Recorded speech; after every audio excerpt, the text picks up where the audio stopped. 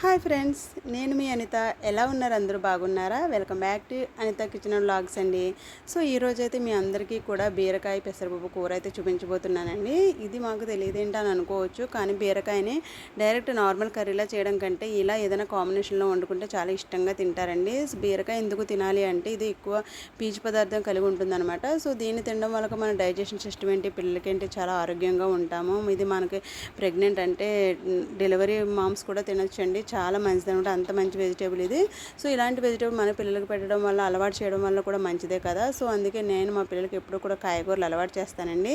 ఎప్పుడు రైస్లే కాకుండా ఇలా కాయగూరలు పెట్టడం వల్ల కూడా చిన్నప్పటి నుంచి అలవాటు చేయడం కూడా పిల్లలకు అలవాటు అవుతుంది అనమాట. సో అందుకే నేనైతే మాత్రం ఏది మానం ప్రతి కాయగూర పెట్టడానికే ట్రై చేస్తాను.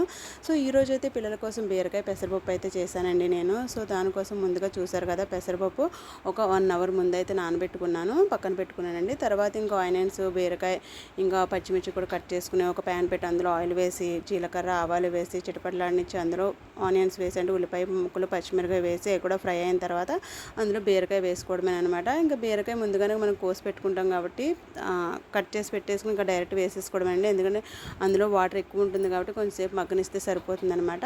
సో అది కొంచెం మగ్గిన తర్వాత ఇంకా పప్పు మనం ముందుగా నానబెట్టుకున్న పెసరపప్పు కూడా వేసి మొత్తం అంతా ఒకసారి కలుపుకుని అందులో ఇంకా కొంచెం సేపు మగ్గనివ్వాలండి. ఎందుకంటే బీరకాయలు ఎక్కువ వాటర్ కంటెంట్ ఉంటుందన్నమాట, వాటర్ ఉంటుందన్నమాట. సో వాటర్ అంతా వచ్చేలాగా బయటకు కొంచెం మగ్గనిచ్చుకున్న తర్వాత సరిపడినంత కారం వేసుకుని తర్వాత వాటర్ కూడా కొంచెం సరిపడగా పోసుకుంటే సరిపోతుందండి. ఎక్కువ కూడా పట్టదనమాట. వాటర్ ఎక్కువ పోసినా ఉడకడానికి ఎక్కువ టైం తీసుకుంటుంది. బీరకాయ కూడా చాలా మెత్తగా అయిపోతుందండి, తినడానికి అస్సలు బాగోదు.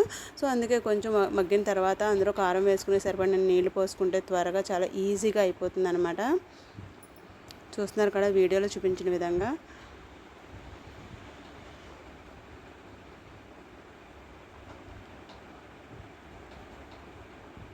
బీరకాయని మనం నార్మల్గా ఏమీ లేకుండా చేసేయడం కంటే ఇలా కాంబినేషన్లో చేసేయడం వల్ల చాలా బాగుంటుంది. ఇలా కర్రీలా చేసేయడం వల్ల వాళ్ళకు కూడా కర్రీ తిన్నామనే ఫీలింగ్ మనకు కూడా సాటిస్ఫాక్షన్గా ఉంటుందన్నమాట.